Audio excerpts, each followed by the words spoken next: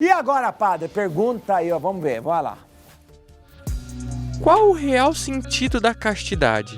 E agora, padre? Castidade. O que é castidade?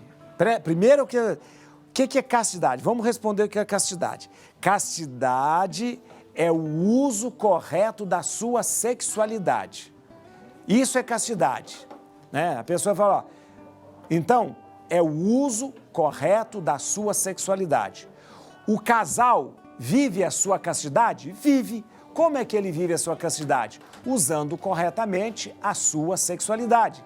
Um casal, ele tem uma vida sexual ativa, uma vida sexual que faz parte do seu casamento, e é importante o sexo no casamento, muito importante, é uma das coisas mais importantes no casamento é o sexo, sabia?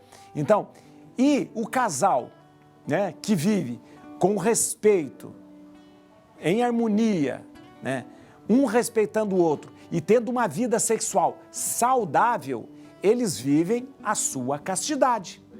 Eles são castos. Por quê? Porque vivem corretamente a sua castidade. Para o casal, viver a castidade significa ter uma vida sexual ativa. Para mim que sou padre, eu vivo a minha castidade como? Não tendo uma vida sexual ativa. Uma vida genital sexual ativa. Não. Por quê? Ah, mas isso é castração? Não, isso é opção. Ninguém me obrigou a isto. Ninguém me obrigou, falou assim, ó, você tem... Não. Ah, você vai ter que ser padre. Não. Quando eu me tornei padre, quando eu entrei no seminário, né, e comecei a minha formação, eu já sabia, eu tinha feito uma escolha. Quero viver de forma correta a minha castidade. O que é? Vivendo a minha sexualidade sem uma vida sexual ativa. Sem uma vida sexual ativa. Então, para o casal, viver a castidade é viver a castidade com uma vida sexual bonita, respeitosa, ativa. Para mim, como padre, para os religiosas, vivem a sua castidade vivendo justamente de forma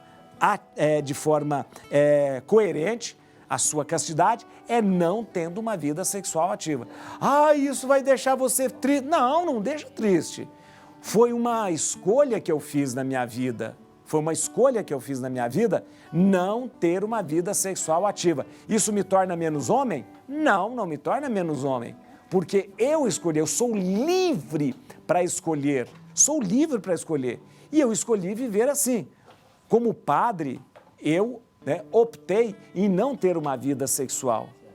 E não ter uma vida sexual significa que eu sou uma pessoa completa e tão livre que posso escolher não tê-la, não viver assim. Ah, mas isso vai subir para a cabeça, não tem nada disso.